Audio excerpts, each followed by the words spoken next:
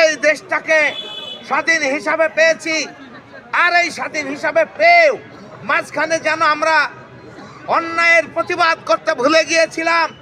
আপনারা সেই অন্যায়ের প্রতিবাদ করে আজকে দেশটাকে এই হাসি খুশি অবস্থার মধ্যে আপনারা আনতে সক্ষম হয়েছেন। তাই আপনাদের প্রতি উদাত্ত আহ্বান রাখতে চাই, সকল অন্যায়ের প্রতিবাদ করে এখন থেকে দেশটিকে আপনার মতো করে, নিজেদের মতো করে গণতান্ত্রিক চর্চায় আপনারা প্রতিষ্ঠিত করবেন।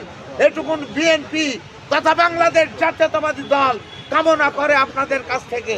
আমার আপনার প্রাণপ্রিয় নেত্রী, দেশনেত্রী বেগম খালেদা জিয়া যে ভালোবাসা তিনি পেয়েছেন, সেটুকু আমাদের বিএনপির অর্জন নয়, এটি অর্জন হচ্ছে খালেদা জিয়ার।